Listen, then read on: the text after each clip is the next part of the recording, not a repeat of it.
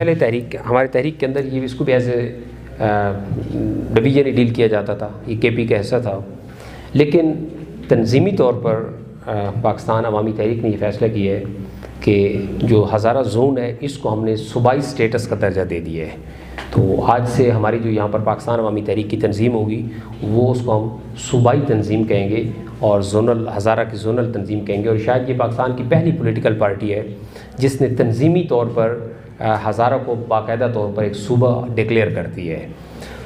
आज हमारी यहाँ पर आने का मकसद जो था वो सूबा हज़ारा जो जोन है हमारा, इसकी तंजीम साजी थी।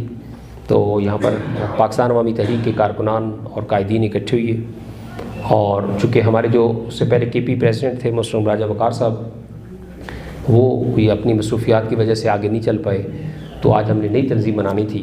तो आज पूरे हाउस की मुत्तफ़िक़ राय से और अक्सरियत वोटिंग से मोहतरम नसीर खान जदून साहब सरदार नसीर खान जदून साहब जो है वो एज ए प्रेसिडेंट सूबा हज़ारा जो है वो यहाँ पर मुंतखब हुई हैं। और उनके साथ तशरीफ़ रखते हैं मोहतरम सरदार मोहम्मद तनौली साहब जिनका तलक मानसरा से है। वो तमाम हाउस की मुत्तफ़िक़ राय से जनरल सेक्रेटरी बने हैं सूबा हज़ारा जोन के।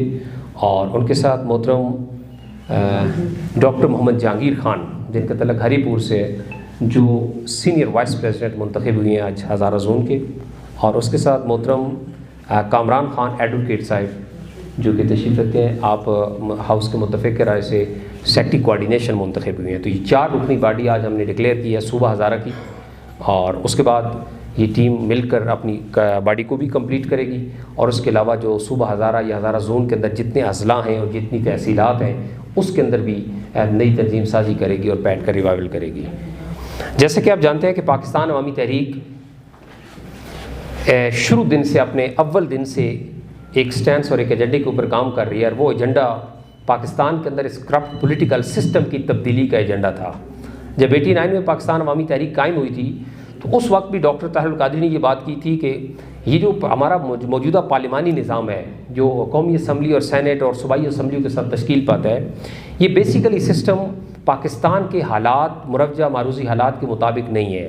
ये एक्चुअल 1850 के अंदर अंग्रेज़ सरकार ने निज़ाम बनाया था जो मुख्तलिफ़ शक्लों के अंदर चलता चलता फिर 73 के आइन के अंदर इसका जिक्र हुआ और उसके बाद से ऑनवर्ड फिर ये हमारे ऊपर पार्लिमानी निज़ाम मुसल्लत है। ये निज़ाम बुनियादी तौर पर फ्यूडल लॉर्ड्स को प्रोटेक्ट करता है, कैपिटलिस्ट को प्रोटेक्ट करता है और बड़े बड़े जो 300-400 ख़ानदान हैं इस मुल्क के अंदर जो पिछले कई सालों से राज कर रहे हैं, इस मुल्क के ऊपर हुकूमत कर रहे हैं और 22 करोड़ अवाम के ऊपर उन्होंने एक उनको यरगमाल बनाया हुआ है। और कोई भी पार्टी आज़ादाना तौर पे एज ए पार्टी वर्क नहीं कर सकती। हर आने वाली पार्टी जो होती है वो मजबूर होती है इन इलेक्टिबल्स की, उसको इनके पास जाना पड़ता है, इलेक्टिबल्स को अपनी पार्टी में शामिल करना पड़ता है और तब जाके वो हुकूमत बनाती है। तो पाकिस्तान अवामी तहरीक का स्टैंड पहले दिन से ये था कि इस निज़ाम को तब्दील करके इसकी जगह एक ऐसा निज़ाम लाया जाए जो पाकिस्तान के मुरवजा हालात के मुताबिक हो। चूँकि यहाँ बिरादरीज़म है, मसलकों का इशू है और इसके अलावा सूबाइयत, लिसानियत, इस तरह के बहुत सारे इश्यूज़ हैं। तो पाकिस्तान की फेडरेशन को कायम करने के लिए रखने के लिए और पाकिस्तान को एक नेशन और एक कौम बनाने के लिए आपको एक ऐसा निज़ाम लाना चाहिए जो निज़ाम इस मुल्क और कौम के लिए सूटेबल हो। ये आवाज़ हम पिछले 32 साल से बुलंद कर रहे हैं जब से पाकिस्तान अवामी तहरीक का क़याम अमल में आया। 2013 और 14 के अंदर हमने प्रैक्टिकली धरने भी दिए और हमने इस निज़ाम के ख़िलाफ़ आवाज़ बुलंद की। 13 का धरना हमारा इलेक्टोरल रिफॉर्म्स का धरना था। बड़ी शिद्दत से उस वक्त हमने बात की थी और हमने ये बात समझाई थी इदारों को, गवर्नमेंट को और कौम को कि ये आइडियल टाइम है कि एक हुकूमत जा रही है, दूसरी हुकूमत आ रही है, इलेक्शंस होने हैं, तो आपको चाहिए कि आप इलेक्टोरल रिफॉर्म्स लाएं, आप सिस्टम को ठीक करें और उसके बाद आप इलेक्शंस के अंदर जाएं। लेकिन अनफॉर्चुनेटली उस वक्त हमारी बात को नहीं सुना गया और उसी निज़ाम के तहत दोबारा इलेक्शन हो गए और एक पाकिस्तान के अंदर करप्ट तरीन हुकूमत जो थी वो इस मुल्क के ऊपर मुसल्लत हो गई। तो उसके बाद फिर हमने 14 के अंदर ये बात बावर करवाई और धरना दिया और 70 दिन इस्लामाबाद में बैठे और हमने ये बात इदारों को भी, अदलिया को भी, कौम को भी और सब ताकतवर तबकात को समझाई कि इस मुल्क के अंदर निज़ाम जब तक नहीं बदलेगा कुछ ठीक नहीं होगा।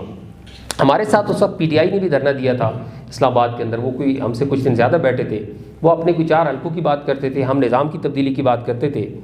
बिल आखिर पिछली गवर्नमेंट की भी 5 साल पूरे हुए और एक अगला इलेक्शन आ गया 2018 का इलेक्शन। 2018 के इलेक्शन के अंदर पाकिस्तान अवामी तहरीक ने पार्टिसिपेट नहीं किया था हम उससे अलहदा थे, ला तल्लक थे। और हम उस वक्त भी ये कौम को बात बावर कराई थी कि अगर आप निज़ाम को नहीं बदलेंगे तो वही चेहरे रहेंगे और इस मुल्क के अंदर कोई तब्दीली नहीं आएगी। लेकिन अनफॉर्चुनेटली उस वक्त PTI एक खौफ की सूरत में लोगों के सामने आ चुकी थी। इमरान खान एक मसीहा की शक्ल में लोगों को नज़र आ रहे थे और कौम भी, इदारे भी, एस्टैब्लिशमेंट भी, और सब ये समझते थे। और इवन कि इमरान खान खुद ये बात करते थे कि कैप्टन ठीक होना चाहिए, टीम जैसी भी हो वो मुल्क को ठीक कर लेगी। और फिर वही हुआ। 2018 के अंदर एक सादा सी अक्सरियत के साथ मौजूदा गवर्नमेंट बरसर इक़्तिदार आ गई। एक बरसर इक़्तिदार आने के बाद उनके जो दावे थे, उनकी जो बातें थी वो बहुत बड़ी बड़ी थी। पहले उन्होंने 100 दिन का प्लान दिया कि हमने 100 दिन के अंदर इस मुल्क को बदल देंगे। फिर उन्होंने कहा नहीं, इतनी जल्दी कुछ नहीं होता, साल तो कम से कम चाहिए। फिर साल भी गुजर गया, फिर 2 साल भी गुजर गए, अभी 3 साल होने वाले हैं। मुल्क के अंदर किसी एक शोबे के अंदर कोई इस्लाहती पैकेज नहीं लाया जा सका। पुलिस के रिफॉर्म्स की उन्होंने बड़ी शिद्दत से बात की थी। पुलिस का निज़ाम जू का तू है, KP के अंदर भी उसी, तो KP में वैसे ही है। इवन कि पंजाब के अंदर तो इस वक्त हालात ये हैं कि थानों के अंदर रिश्वत ऑलमोस्ट डबल से भी ज़्यादा हो चुकी है और उसी तरह करप्शन हो रही है। महकमा के अंदर करप्शन है। इंसाफ के ऊपर उन्होंने अपनी हुकूमत कायम की थी। इंसाफ नाम की चीज़ नज़र नहीं आती। मॉडल टाउन का सबसे बड़ा टेस्ट केस था इस गवर्नमेंट के पास, और उन्होंने ख़ुद ये बात एडमिट की थी कि जब हम इक़्तिदार के अंदर आएंगे तो हम चंद माह के अंदर आपको जो है वो इंसाफ दिलाएंगे मॉडल टाउन में। आज 3 साल गुजर चुके हैं, मॉडल टाउन के ऊपर इंसाफ नहीं मिला हमें। इवन कि वो जो लोग उसके अंदर मुलजिम थे वो सारे, उनको प्रमोशंस दी गई हैं अपने अपने ओहदे के ऊपर और तरक्की दी गई। तो हमारे उस केस के ऊपर भी काम नहीं हुआ। हमारे कारकुनान के ऊपर झूठी FIR थी, उनको ख़त्म नहीं किया गया। महंगाई की सिचुएशन इस वक्त सारे अब आप जानते हैं क्या है। तो इस सिचुएशन के अंदर पाकिस्तान अवामी तहरीक ने अपना रोल प्ले करने का फ़ैसला किया है। चूँकि हमारी जो क़यादत थी, चेयरमैन डॉक्टर तारिक कादरी, उन्होंने तो सियासत से रिटायरमेंट का ऐलान कर दिया था और रिटायरमेंट के बाद उन्होंने एक कोर कमेटी तश्कील दी थी। 18 रुकनी कोर कमेटी थी और वो कोर कमेटी इज्तिमाई क़यादत करेगी पाकिस्तान अवामी तहरीक की। तो उस कोर कमेटी ने अपना काम शुरू कर दिया है और हम इस वक्त पूरे पाकिस्तान के अंदर, पंजाब, KP, बलोचिस्तान, सिंध के अंदर हर जगह पर हम अपने तंजीमी रिवाइवल कर रहे हैं। और उसके बाद हमने अपना पहला पावर शो, पॉलिटिकल शो 30 मई को अनाउंस किया है लियाकत बाग रावलपिंडी के अंदर। और ये पावर शो जो होगा इंशाल्लाह, हमारा जो 2012 का जलसा था, अगर आपकी नज़र से गुजरा हो, जो मीनार पाकिस्तान पे था, उसकी याद ताज़ा करेगा। और हम इसके बड़े लेवल के ऊपर तैयारियाँ कर रहे हैं और एक भरपूर अवामी कुव्वत का मुजाहरा होगा, सियासी कुव्वत का मुजाहरा होगा और वहाँ पर हम निज़ाम बदलो के उन्वान से वो जलसा करेंगे, निज़ाम बदलो जलसायाम। और हम समझते हैं कि एक आइडियल टाइम है कि अगर इमरान खान के पास जो टाइम रह गया है, अगर इस मुल्क और कौम के साथ कोई भला कर सकता है तो वो कम से कम इस मुल्क के अंदर निज़ाम को तब्दील कर ले, कोई ऐसा सिस्टम लेके आए। हमने उसके लिए कुछ सजेशंस भी दी थी, मुतनासिब नुमाइंदगी की भी बात की थी, सदारती निज़ाम की बात की थी। सदारती निज़ाम और मुतनासिब नुमाइंदगी का एक मिक्सचर बनाया जा सकता है अपने मुल्क और हालात को देख कर। इसके ऊपर डिबेट की जा सकती है, इसके ऊपर बात की जा सकती है। तो इसलिए आइडियल टाइम है कि इस मुल्क के अंदर इस निज़ाम को तब्दील किया जाए और निज़ाम को बेहतर किया जाए। उसके बाद PTI ने सूबे बनाने की बात की थी। आपका तो मुझे नहीं पता, सराइकियों के साथ तो वो वादा करके आए थे कि हम जब हुकूमत के अंदर आएंगे तो हम आपको फौरी तौर पे सूबा देंगे। आज 3 साल हो चुके हैं। ये वादा पीपल्स पार्टी ने भी किया था, ये वादा नून लीग ने भी किया था और ये वादा PTI ने भी किया था। एक करारदाद पेश होनी है सूबे की और सब पार्टियों ने चूंकि वादा किए हुए हैं, या तो उसको सपोर्ट करेंगे या उसके खिलाफ जाएंगे, तो सब पता चल जाएगा कि कौन झूठ बोलता था और कौन सच बोलता था। तो सेम हम ये बात समझते हैं कि हमने जिस निज़ाम का खाका दिया है उसके मुताबिक सिर्फ एक हज़ारा सूबा नहीं बल्कि मुल्क के अंदर 35 सूबों का क्याम होना चाहिए। हम 35 प्रोविंसेस की बात करते हैं कि डिविजनल लेवल के ऊपर आप छोटे छोटे यूनिट्स बनाएं और उनको इंतज़ामी बुनियादों के ऊपर सूबे डिक्लेयर करें ताकि इस मुल्क को बेहतर तरीके से आगे चलाया जा सके। दुनिया की किसी एक मुल्क की ऐसी जमहूरी मुल्क की मिसाल नहीं मिलती जहाँ 20-22 करोड़ आबादी के ऊपर सिर्फ 4 सूबे हों। ये सिर्फ पाकिस्तान के अवाम के साथ और हमारे निज़ाम के साथ खिलवाड़ होता है। बाकी दुनिया में ईरान हमारे पास है, यूरोपियन कंट्रीज आपके पास है, अमेरिका है, इवन की इंडिया, इवन की चाइना हमारे साथ है। आप देख लें, उसकी आबादी को कैलकुलेट कर लें, उसके सूबे को कैलकुलेट कर लें, तो वो बड़े छोटे छोटे यूनिट्स के अंदर उन्होंने अपनी आबादी को तकसीम कर रखा है। तो यही हमारा मुतालबा भी है पाकिस्तान अवामी तहरीक। और पाकिस्तान अवामी तहरीक एज ए पोलिटिकल पार्टी शायद ये पहली पार्टी है, अभी मुझे जदून साहब बता रहे थे, कि जिसने इंतज़ामी अपने पार्टी के अंदर सूबा हज़ारा को सूबा डिक्लेयर कर दिया है और अल्हम्दुलिल्लाह ये में एजाज़ हासिल है। तो पाकिस्तान अवामी तहरीक इसी तरीके से अपनी स्ट्रगल जारी रखेगी। आज जो हमारी नई बॉडी बनी है, हम उम्मीद करते हैं कि इंशाल्लाह ये अपनी सलाहियतें, अपनी एफर्ट्स लगाएंगे और हज़ारा सूबा के अंदर पाकिस्तान अवामी तहरीक को एक बेहतरीन पॉलिटिकल पार्टी के तौर पे इंट्रोड्यूस कराएंगे। बहुत शुक्रिया। मोहतरम मोहम्मद आरिफ चौधरी साहब अगर कोई बात करना चाहें तो।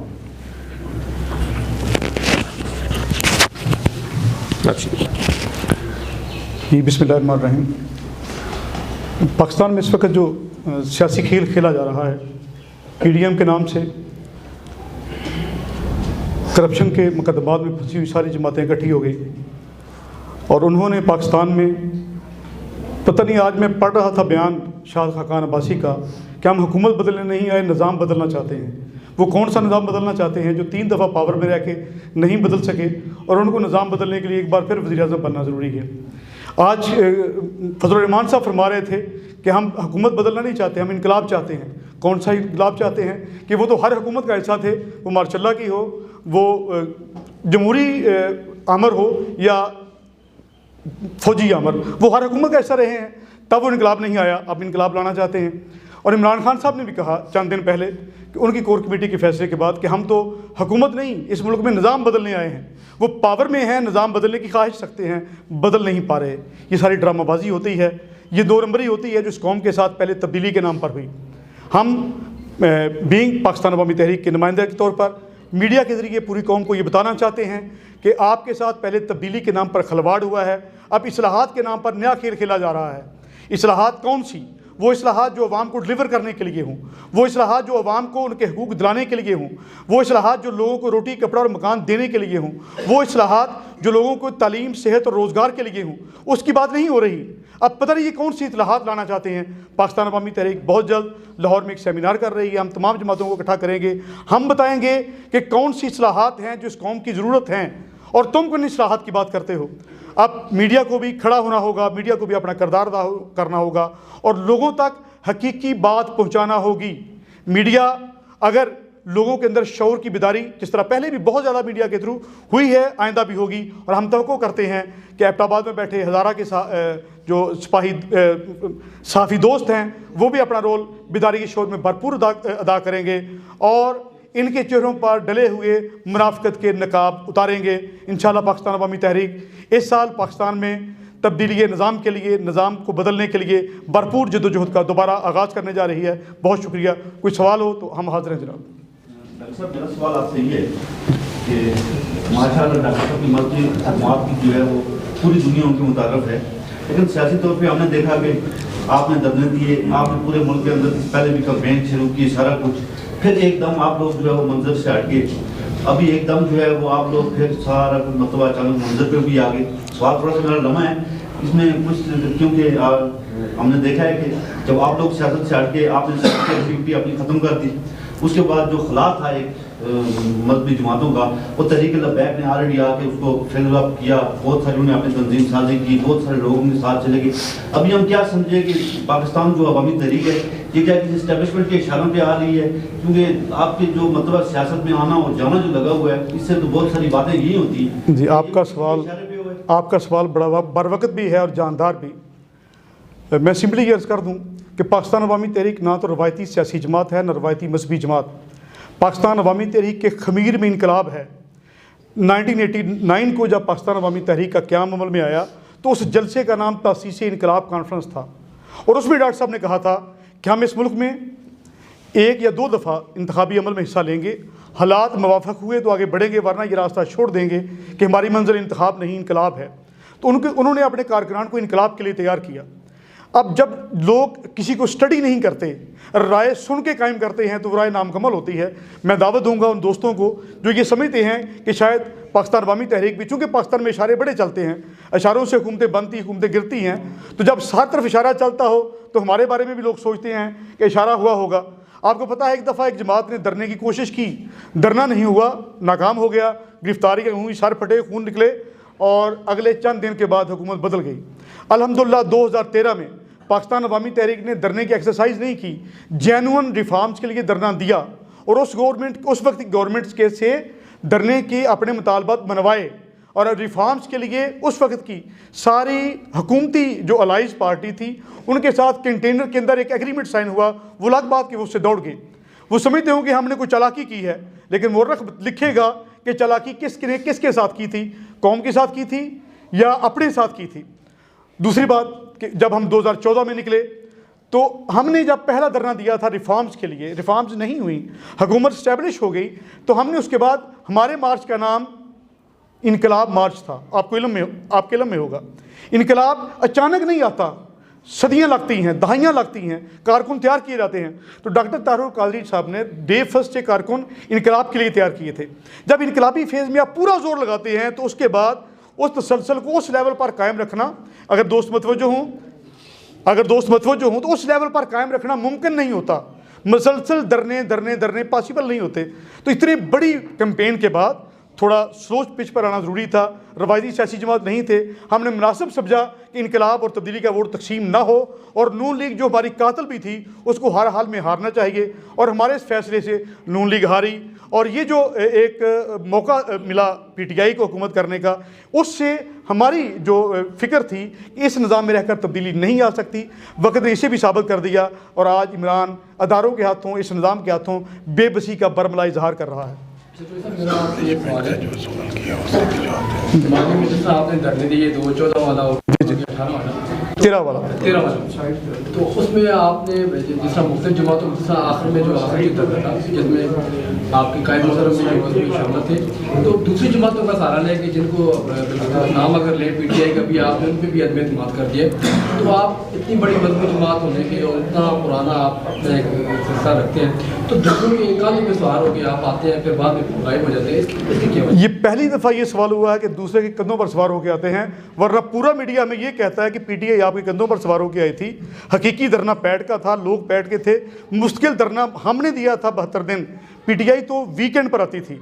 और उसके बाद चूंकि मैंने पहले ही अर्ज़ कर दी कि पीटीआई का मौक़िफ़ ये था कि इस निज़ाम में रह के तब्दीली लाई जा सकती है, तो उसके बाद अगले इंतखाबी अमल जब हुआ तो हमने अपने आप को रोक लिया कि ये इत्माम हुज्जत भी हो जाए।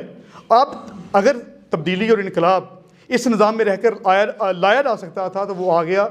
उसके आ जाने के बाद क्या आप मुतमिन हैं? हमने तो हिस्सेदार नहीं थे, हमने उसमें अपना शेयर नहीं मांगा था किसी से, हम तो खामोशी से बैठ गए थे। चाहते तो अलायंस करके हम भी चंद सीटें ले सकते थे, लेकिन अगर सीटें ले लेते तो आज उनकी हर खामी, हर कुताही और हर कमी पर हम भी जवाबदेह होते। क्या आप समझते हैं कि हुकूमत डिलीवर करने में कामयाब हुई है? हम समझते हैं नहीं हुई, और हम समझते हैं उसका ज़िम्मेदार ये निज़ाम है, खान नहीं है। खान में सलाहियत थी, लेकिन खान मजबूर था इलेक्टेबल्स को लेकर इस निज़ाम में आगे बढ़ने का। अब वो जो इलेक्टेबल्स हैं जिन्होंने पहले हुकूमतों में ही इस मुल्क को मकरूज़ किया, अदारे बर्बाद किए, यहाँ पर भी वही अमल हो रहा है। एक अली बाबा बदला है, 40 चोर वही हैं। हम चाहते हैं सिर्फ अली बाबा ना बदले, 40 चोर भी बदले और पूरा का पूरा निज़ाम बदले। निज़ाम की तब्दीली के लिए हमारे पास मुतबादल निज़ाम का ढांचा मुकम्मल तौर पर मौजूद है। जी ये बताइएगा कि आपने कहा कि जो कोर कमेटी है सियासी फैसले वो करेगी, कादरी साहब ने रिज़ाइन कर दिया, कादरी साहब के बेटे भी क्या कोर कमेटी में मौजूद है? यकीनन नहीं जी, और ये भी पाकिस्तान की हिस्ट्री में पहली दफ़ा है। वो चाहते तो अपने बेटे को कन्वीनर बना देते, चेयरमैन बना देते, पार्टी इतराज़ ना करती।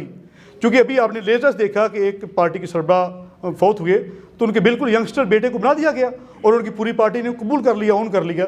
लेकिन डॉक्टर साहब ने ये पार्टी कारकुनान को दी है, और हम ये आइडिया मार्केट में फ्लोट करना चाह रहे हैं कि फ़िक्र और नज़रिए पर रहते हुए कारकुनान से भी पार्टी खड़ी की जा सकती है। हम में आपको कोई इलेक्टेबल और कोई सरमायादार वडेरा नज़र नहीं आएगा, ये कारकुनान की, लेकिन फ़िक्री और नज़रियाती तौर पर क्लियर कारकुनान की, एजुकेटेड कारकुनान की जमात है। जी, क्या इसको यूँ समझा जाए कि कादरी साहब आने वाले दिनों में कभी भी इस पार्टी पे असरअंदाज नहीं होंगे? क्यों नहीं सर, जब फ़िक्र कादरी साहब की है, नज़रिया कादरी साहब का है, उन्होंने रिटायरमेंट का ऐलान किया है इस इंतखाबी अमल से। पाकिस्तान से वो नहीं गए, ना उन्होंने अपने नज़रिए से बैकअप किया है। उनका नज़रिया, उनकी जमात मौजूद है, जमात उनकी है, हम उनके कारकुन हैं। बिल्कुल किसी को इस पर कोई शक नहीं होना चाहिए। जमात डॉक्टर तारुल कादरी की है, फ़िक्र डॉक्टर तारुल कादरी की है, नज़रिया डॉक्टर तारुल कादरी का है। लेकिन अपनी रिटायरमेंट के बाद उन्होंने अपनी ज़िंदगी में ये एक नया तजर्बा कर रहे हैं कि इज्तिमाई दानिश को मौका दिया जाए, इज्तिमाई फ़ैसले हों, कलेक्टिव डिसीजंस हों। जब इतनी बड़ी बानी लीडरशिप मौजूद होती है तो शायद उनकी मौजूदगी में वो इन्फ्लुएंस कर रहे होते हैं। अब उन्होंने हमें इजाज़त दी है, ये 19 रुकनी कोर कमेटी है, ये फैसले करेगी अक्सरियती राय से, इत्तफाक़ी राय से, और वो फैसला अथॉरिटी होगा। सवाल ले लें, बताएं कि बात हो रही है जिस तरह बल्दियाती इलेक्शन की बात हो रही है, इस तरह अभी इलेक्शन आ रहे हैं, बल्दियाती इलेक्शन आ रहे हैं, टेंट वोट के आ रहे हैं, तो क्या पाकिस्तान अवामी तहरीक इलेक्शन में हिस्सा लेगी या नहीं? आइंदा बल्दियाती इंतखाबात से पाकिस्तान अवामी तहरीक अपनी अमली इंतखाबी सियासत का आगाज़ करेगी, और उसके बाद आने वाला कोई भी इंतखाब नहीं छोड़ेगी। हम हर जगह पर मौजूद होंगे।